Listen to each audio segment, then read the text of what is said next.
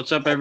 Dub Jellison, and I'm here with the number 8 ranked featherweight in the world, Josh Emmett. Josh, how you doing? I'm doing good, man. How you doing? I'm doing great.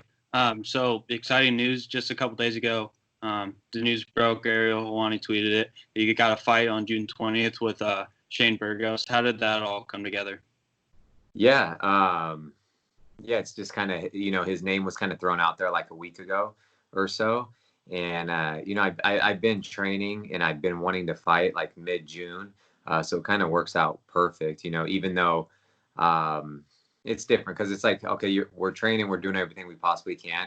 But as soon as it's official, like, hey, this is the date, this is the opponent, then that's when it's like, you just, it's like, it's going to happen. So you just, ramp everything up. And then that's when it's like just super motivated because it's hard when people are like, stay ready. And then it's like, I'm doing all this stuff for a maybe. It's difficult. So my manager hit me up like 2 days ago and said they want Burgos this date. I got a new contract and I'm down for it. It's still a little sooner than I would like because it's 4 weeks from today. I have to make weight. But I'll make it happen. I'll be ready. How much you weigh right now? It just depends. Like I cut quite a bit of weight. Don't really talk too much about it, but specific details. But it'll be. I'll make the weight though for sure. Just because I've been planning, but now I just have to ramp everything up and work a little harder and super strict on my diet. Yeah, for sure. I'd imagine. So do you know if it'll be at the UFC Apex or at Fight Island? I know it's not going to be Fight Island. I think it's going to be at the Apex, I believe. I'm not too sure yet, but we should get some details soon. It's kind of odd just because I think the UFC is waiting to see what happens with getting approved by the governor and the mayor of Nevada, and then I think that's the plan because they were talking about Vegas or Arizona, but I guess we'll see. The 30th is if those fights are at the Apex, I would assume they'd be at the same location.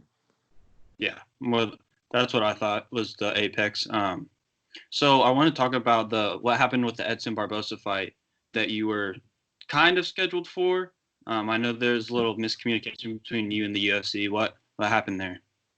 Yeah, so I wasn't scheduled at all. I wasn't even kind of scheduled. They threw out the name while I was actually in Vietnam, and they wanted me to, fight. I think it was like the end of April or something. And my manager had to tell me, he's like, I already know the answer, but they want you to fight Barboza this day. And I'm like, man, I'm in Vietnam. That would mean I would come back. I would have like 5 weeks to train. There's no need for that. You know what I mean? If it was a huge opportunity or they're like, hey, fight the number one contender, or for a title, like, hey, I'll fight. I'll make it happen this weekend. But for that big risk, not much of a reward. And then I saw they announced it, and it's okay. I never even got offered that date. I never got a bout agreement, and they said we were fighting, and people were excited about the matchup. I don't blame them. I think it would be an entertaining fight for sure. But I wasn't going to be there, and all these people were going to buy tickets to see me fight, and they never even asked me. So I think the whole thing is they were just trying to. I have one fight left on my contract, so my manager was trying to negotiate a new deal, and if it made sense, money wise, honestly, then yeah, I'll fight anyone. I've never turned a fight down. But also just given the path, like I've won the last 4 of my 5 fights. He lost, I think, the last 4 of his 5, and then now he just lost to Ige. So it didn't make a lot of sense besides it being entertaining for the fans. Like it does nothing for me. I win, I stay the same. He's coming down from lightweight, he wins. I figured they try to push him. So and then all of a sudden I thought they were negotiating the contract still, and then I saw the Ige and him were fighting. So I hit up my manager again. I said, I guess that's off the table. So what's next,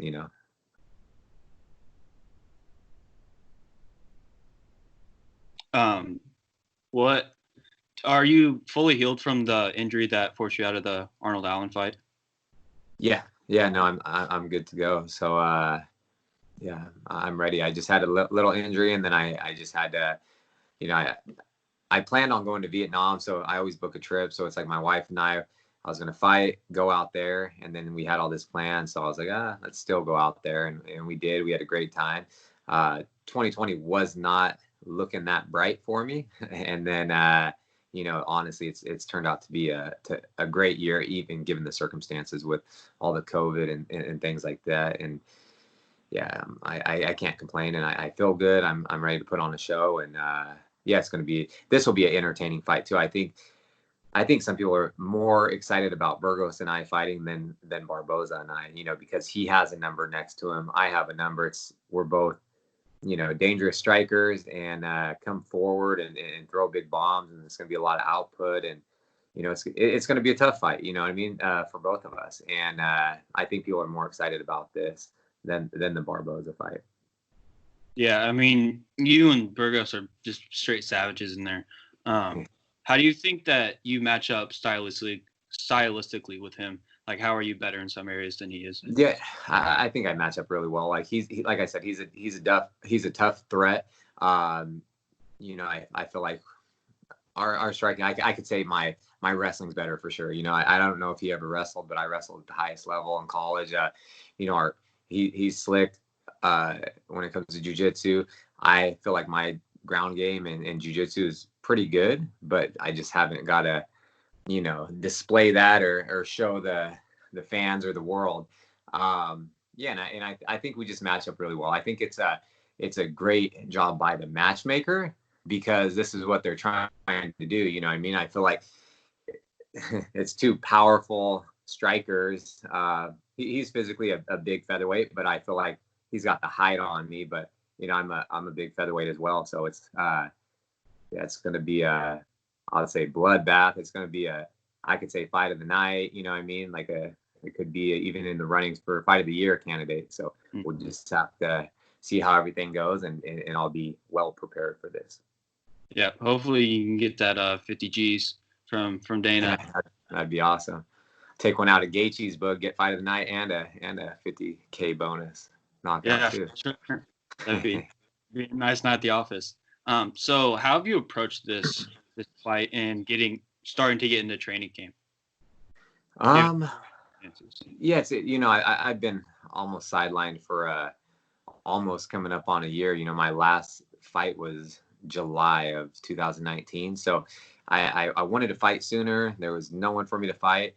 And I knew it'd come down to Burgos and I eventually fighting. He's climbing the rankings. I just knew. So, I have all the training partners. We have different partners that can emulate different styles. So I definitely have that. And then it's just, I just work on myself, just watch film on him. And I just have to be on. I have to go in there and just be 100% on. And I just can't make mistakes, because at the highest level, when you're fighting the best guys in the world, just even the tiniest mistake can cost you the fight. So I just have to be 15 minutes if it goes the distance, just 100% on, not allow any mistakes, and just implement my game plan. And when I do that, no one in the world can beat me. Yeah.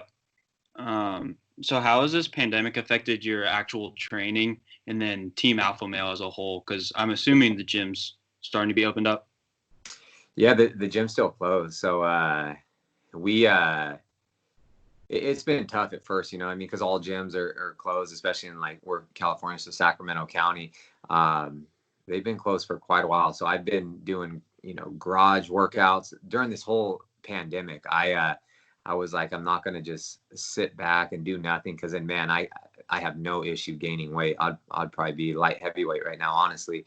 And so I worked hard. I've been dieting, not as strict as I am now since I have a fight, but I've been I lost a lot of weight during this time. I was been running every day. I've been hitting the bag. I've been doing one-on-ones with coaches still. So I've still been working with my boxing coach, Joey. We put in 3-4 times a week. I do one-on-ones with Danny Castillo, one-on-ones with Chris Holdsworth, and then we have our selected sparring. We do some sparring twice a week, and little practices with a small core group of people that have had fights. So it was just Andre, Cody, Elkins, Song, and me, and we've just been doing our own thing for quite some time because Song and Elkins fought, last week or a few weeks ago, and then Cody's coming up, and we all have fights, so we've been doing that, but the gym is closed still. I'm still working with my strength and conditioning coach, Darren. I've been working with him 2-3 times a week throughout this whole pandemic, so I feel good, and we were supposed to open the gym today, but Sac County sent out some type of notice yesterday saying that they cannot open. So honestly, it's been kind of nice. And I feel like I've seen a lot of fighters talking about this with maybe just with injuries, you know what I mean? Because we don't have the practices, where we're just grinding and like sparring hard and wrestling and grappling, and you get little cuts and nicks and bangs. But it's like I'm working with the coaches and people that I trust on my team that I'm not going to get injured, and we take care of each other and just get better. And I feel like this could be a new thing. You know what I mean? Like it's benefited me and some of the teammates quite a bit. And I think we might have like a new route of doing things, because always at Team Alpha Male, we're like one of the gyms that everyone is in there year round all the time. If you're not injured, you can come in and see, 20 people in the UFC just in practices. And I haven't been other places, but what I've heard from coaches and other people that have traveled around the world, they're like, some people only come in during camps, but we're in there all the time because that's our job. So, but it's been nice, even given the fact that people are, having a tough time. My heart still goes out to all of them, and especially like businesses that won't be able to withstand this. I also, I was working with some charities and stuff, doing my part to help feed the frontline healthcare workers, and also trying to keep some of my favorite local businesses afloat and pay their employees and do other type of stuff. So, I've been trying to do what I can, and as well as getting my training in. Mm-hmm. So I want to talk about that, but before I forget, it's an interesting point that you brought up. People, like you guys are kind of getting time off, allowing your bodies to heal. Do you ever feel like you go into a fight kind of worn down more than you should be? Oh yeah, honestly, for me, I don't think I have never fought 100%. I've never fought 100%, and even I've had fights where things were injured, but I needed to fight. I needed to make money, so I've gone in there. Or just training camps were completely different, where at one point I tore cartilage in my ribs, and that's really painful. It's more painful than breaking ribs, and I've broken ribs too before. But I could not grapple. I couldn't do anything. So all I did for one camp is, I hit mitts with my boxing coach and I ran on a treadmill, and that's all I did. It's several times, we always have to kind of work around our injuries, because man, how do you get better at fighting? You fight, you practice. And so I feel like it's just inevitable that it's going to happen. It sucks, but I've never been 100% for a fight. And even before like the Johnson fight, I dislocated my middle finger, so it was completely sideways like this. And I'm like, oh man, I thought I broke my foot like 4 weeks before. And I'm sitting there doing interviews, and they're like, how do you feel? I'm like, oh, I feel great. But I'm sitting there, I can't even walk. I thought I broke my foot, and my fingers, completely dislocated. And yeah, there's a lot of things that go into it. And then, the first exchange in the fight, my finger dislocates just slightly. I can feel it's just pain we have to deal with. And, it's part of the business. This is what we signed up for. Mm-hmm. One thing that I saw that kind of made me think about this was Michael Bisping, when he fought Rockhold for the title at UFC 199. He said that that's the best he ever felt going into a fight, because he took it on like 2 weeks' notice, and he wasn't beaten down. So I mean, I haven't heard a lot of different fighters talk about that, but I'd be interested to hear how fighters feel going into each fight. Yeah, and I 100% agree with that. Like I got my UFC debut on a 4-day notice. I hopped on a plane, flew across the world. And yeah, actually, I did feel pretty good for that fight. And then the also thing is, it's like fighting is such a mentally challenging game too. It's like, so there's nothing to worry about, especially when you get that type of short notice. Even when I fought Lamas, like I felt great, had nothing to lose, all this stuff, but I knew I'd go out there and do what I did.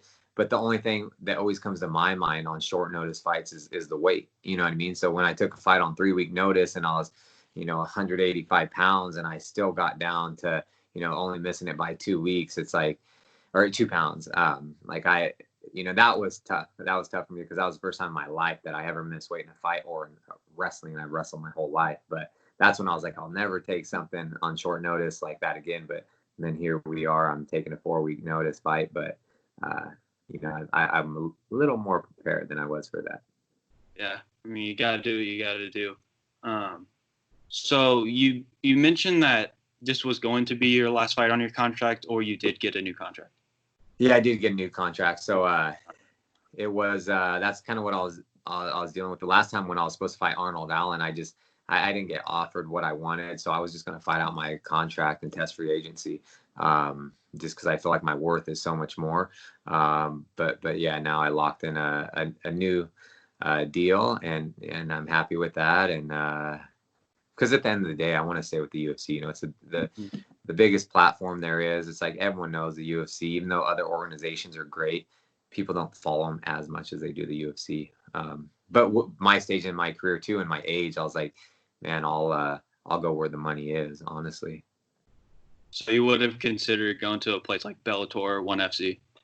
Yeah, it depends. I was willing to test the market and see who's willing to, like the highest bidder, like let the bidding wars begin.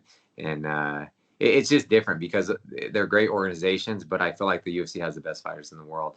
If you're going to get paid a lot more and the caliber of fighters aren't as good, in my opinion, or maybe they are, they just haven't got their shot over there, whatever it is, but it's like, it's kind of a no-brainer to me. But we're able to, I'm with Ballingy Group, and my manager Lloyd got me a new deal, and I'm happy with that. And they have a lot of the top fighters in the UFC, and they're a legit sports agency that manages NFL, MLB players, the NBA referees union. So this is what they do. It's not a one-man show; it's a whole team of people around the country.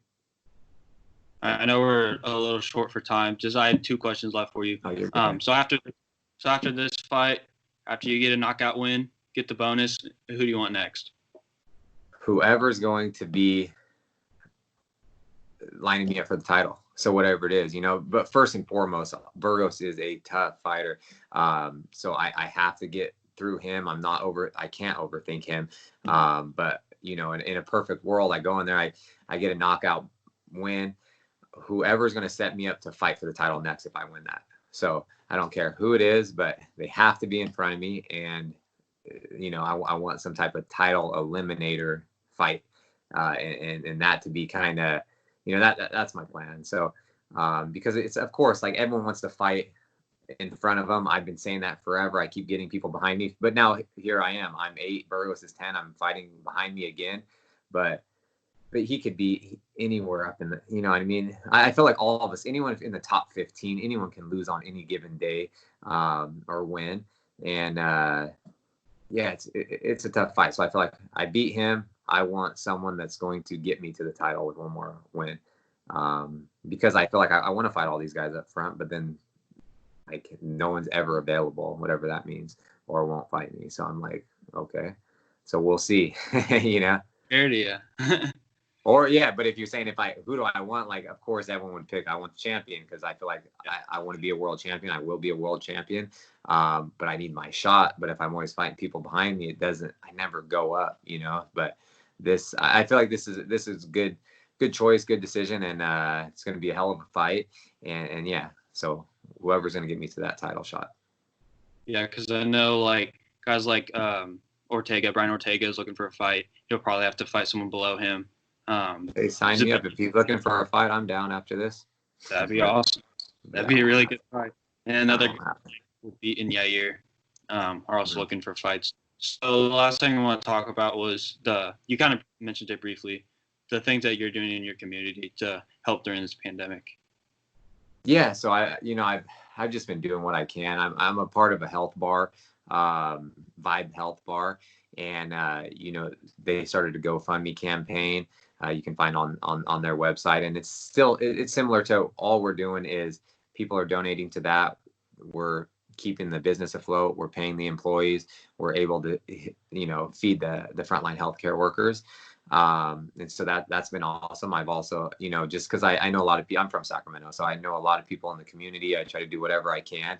And there's this kind of like a friendly competition going on. And I was nominated by one of the restaurants and some of the people in the community to be like a team leader. So I was honored to do that, and I got to go on. That felt like fight week to me. It was kind of crazy. So I was doing all these, I did like press conferences with like a bunch of media outlets in the Sacramento area. I was doing like just tons of interviews and going on like radio shows and just doing everything like we do during fight week, when you're like the co-main or main event, tons of stuff, but it was fun. It was a lot of fun to me. I enjoyed it. And I also got to help another cause. It was just on a bigger scale, kind of like what I was talking about with Vibe Health Bar, but it was Feed the Frontlines 916. So Feed the Frontlines is it's a national organization, but they have their own chapter in Sacramento. And that was put on by the owners of Limelight Bar and Grill. And they just reached out to, get businesses involved to do the same thing, help with, during the pandemic, everything shut down. So they were able to stay open, pay their lease, pay their employees, and then most importantly, feed the frontline healthcare workers. And we raised, and that was a few weeks ago. They were up to like over $25,000, way over 1,000 meals to these, these heroes that are risking their lives on a daily basis to protect us. And but now I know it's way up there. And I was just trying to get the word out there, because obviously the more that we can get the word out there, the more they can expand. It's like the more businesses can be a part of this, the more hospitals we can help feed, or essential workers. And they were feeding a lot of the first responders as well, firefighters and so on. So it was awesome. It was a lot of fun, and that took quite a bit of time. But man, all these people support me. I'm saying I'm always proud to represent Sacramento, and when I fight, they're always in my corner. So it was my turn to kind of give back to my city, my community, and fight a good fight. And like I said, I didn't get to get punched in the face for this, so I loved it. Yeah, well, that's awesome to hear, man. I know you're pressed for time, so I'm gonna let you go. But thanks so much for doing this, and good luck next month. Cool, thank you. I appreciate it. You have a good one. Yeah, for sure. You too. All right, take care.